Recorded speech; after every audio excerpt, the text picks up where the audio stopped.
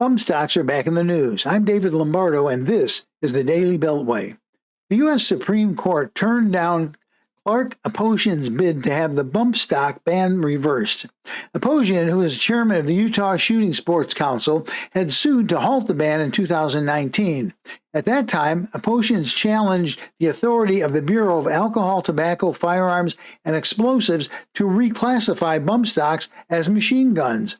Aposhian hoped to ride the pro-Second Amendment sentiment expressed by SCOTUS when it expanded gun rights in a major decision in June. Aposhian tried to get bump stocks off the hook, but no such luck. Anti-Second Amendment advocates claimed bump stocks allowed a semi-automatic firearm to be converted to a machine gun, which is not factual. With a machine gun, depressing the trigger one time and holding it down results in automatic rapid firing. Bump stocks use a gun's recoil to bump its trigger, enabling a semi-automatic firearm to act similar to an automatic firearm, but it still only fires a single round with every press of the trigger. Bump stocks were relatively obscure prior to the 2017 Las Vegas mass shooting. The gunmen used semi-automatic weapons outfitted with bump stocks in a shooting spree that killed 58 people at a country music festival. The event brought the aftermarket accessory into the public's eye, loaded with misinformation that was so widely spread and carefully worded it fooled many non-shooters and significantly worked against keeping bump stocks legal for civilian use.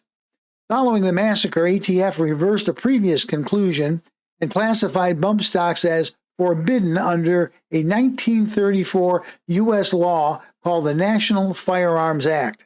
It was enacted in response to the gangster violence of the era. In a 6-3 ruling in June, powered by its conservative justices, the court declared for the first time that the U.S. Constitution protects an individual's right to carry a handgun in public for self-defense. The decision handed a victory to gun rights advocates in a nation deeply divided over how to address firearms violence. The court's 3 liberal justices dissented from that ruling, which struck down New York state limits on carrying concealed handguns outside the home. The ban on bump stocks, put in place without congressional action, required owners to turn in or destroy the attachments, with those caught in possession of bump stocks facing up to 10 years in prison. If you'd like to get daily news updates, please click the subscription button down below.